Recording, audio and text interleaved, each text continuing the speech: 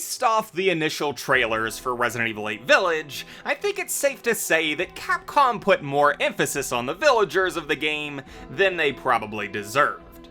Call it a misdirection or a red herring, for the part that these characters played in the actual events of the game, I think you'd have a hard time arguing that they weren't overrepresented in the trailer. I even remember going into the comments before the game came out and finding a theory that we'd play as Elena at some point in the campaign, much like we did with Ashley in Resident Evil 4.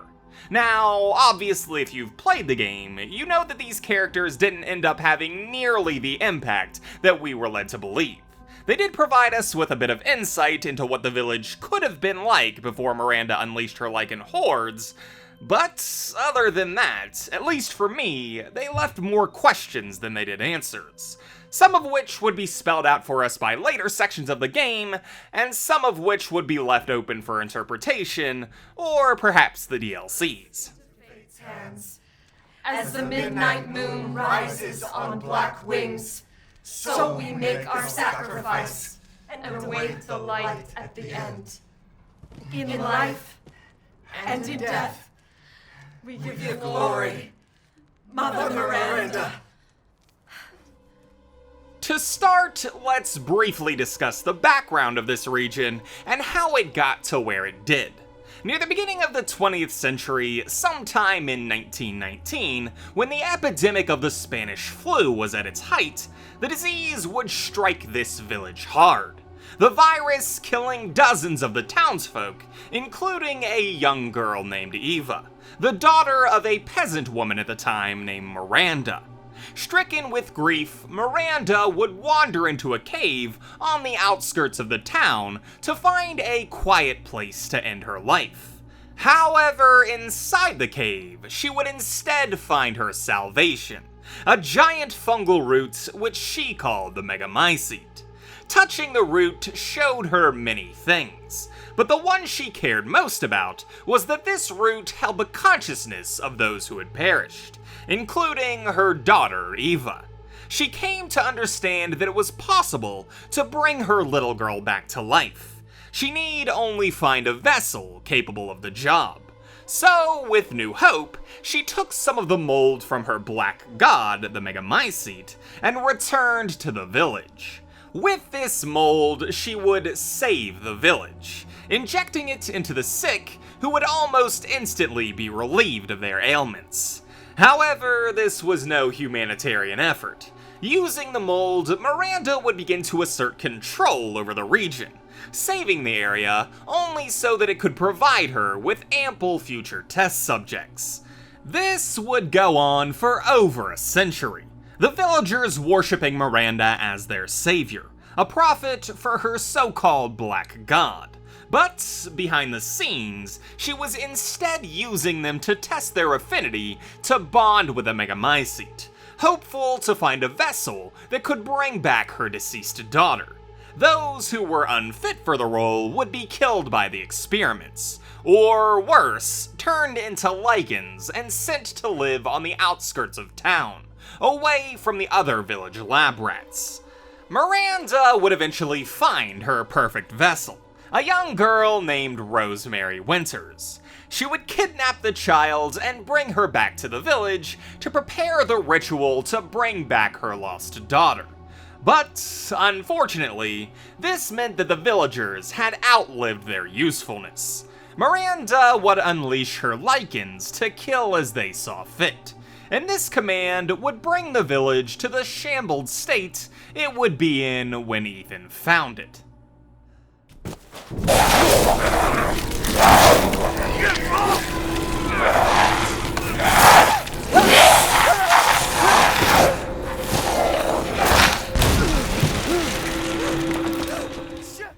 Most of the remaining villagers would come to congregate at the house of a woman named Louisa, unsure of the situation and hoping that they could wait out the storm until their savior, Mother Miranda, would rescue them again. Unfortunately, that help would never come, and instead a knock on the door would ensure that this place of safety would become their final tomb. Louisa would allow a girl named Elena, her father a wounded man named Leonardo, and an outsider into her home. This decision would prove fatal as Leonardo began transforming into a Lycan before their very eyes, massacring everyone around him as only his daughter Elena and the outsider would survive. For Elena, this survival would be short-lived, as feelings for her father and an emblazoned house would spell death for her as well, leaving only the man guarding the perimeter of the building, Julian, alive. His death coming swiftly after Ethan escapes the burning building, Mother Miranda putting the last member of the village out of their misery herself. Who's there? Stop! Mother Miranda! Hey!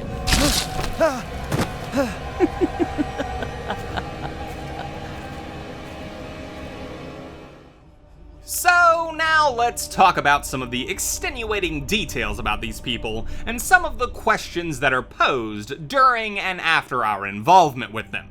Firstly, Leonardo's transformation into a Lycan is a pretty confusing one, because based off what the documents of the game seem to suggest, lycanthropy in this game is the result of low affinity to bond with a Caddo, not a Lycan bite, which makes his transformation confusing in that either we aren't privy to all the details about someone becoming a Lycan, or he was actually injected before and was just now starting to get symptoms at the worst possible time. The second question revolves around Louisa's husband, who is mentioned by the group as having gone to get help sometime before Ethan's arrival. I think most people would likely assume he's dead based off the situation, and you'd be correct, because his body can be found after we gain access to the Moreau section of the game. Unfortunately, Vassile became trapped before he could manage to find the help that Louisa and the others required, of Arcolac attacking and gravely injuring him, forcing him to take refuge in a nearby building. While in the building, Vassile would be hounded by the beast, trapped with the large wolf-like creature stomping around outside, unable to get to its prey. He wrote a letter to Louisa apologizing for his failure, lamenting that he couldn't save his wife as his legs failed him and the world went cold. The final interesting thing about the villagers to me is mainly just speculation on my part, and it again involves Louisa. So if you're familiar with the Maiden demo, then you'll know that we play as a woman named Ingrid, a former maid of Castle Dimitrescu who is killed by Alcina at the end of that demo. Her identity corroborated by a necklace in her inventory, which can also be found in the base game, labeled as Ingrid's necklace, found on the body of one of the Moroenka. Now, while that's pretty nifty in and of itself, where the item becomes even more interesting is when a nearly identical necklace can be found at Louisa's burnt down house if you should return to it later in the game. To me, this would suggest one of a few things. Number 1, Capcom is lazy and didn't want to make another model for the necklace. Number 2, this is a common necklace worn by the women of the village. Or number 3, the most interesting, that Ingrid is in some way related to Louisa. Personally, in my headcanon, I'd say Ingrid is the daughter of Louisa and Vassile, sent to the Dimitrescu castle to work for Alcina, only to befall a horrendous fate unbeknownst to her parents.